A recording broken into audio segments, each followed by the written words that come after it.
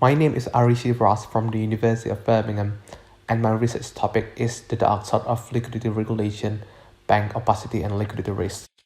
During recent bank liquidity crisis, wholesale funding has evaporated in the face of often unsubstantiated insolvency rumors. In response, authorities forced banks to increase their liquidity buffers under the liquidity coverage ratio, or the LCR rule.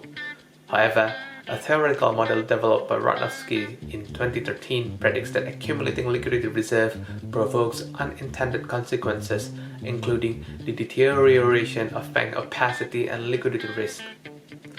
Our research asked whether higher liquidity buffers mandated by the LCR regime erode transparency, as suggested by the theory.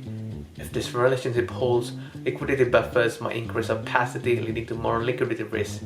The research highlights the unintended consequences of liquidity regulation. To isolate the effect of the LCR on banks' liquidity buffers, opacity, and liquidity risk, we use a difference in difference estimation strategy. We treat banks subject to the LCR rule as the treatment group and banks exempted from the rule as the control group, while the post-LCR announcement is considered as the intervention period. We also use synthetic control method and employ a number of robustness checks to confirm the validity of our results. We find that banks subject to the rule increase their high-quality liquid assets holdings by 5.2 percentage points.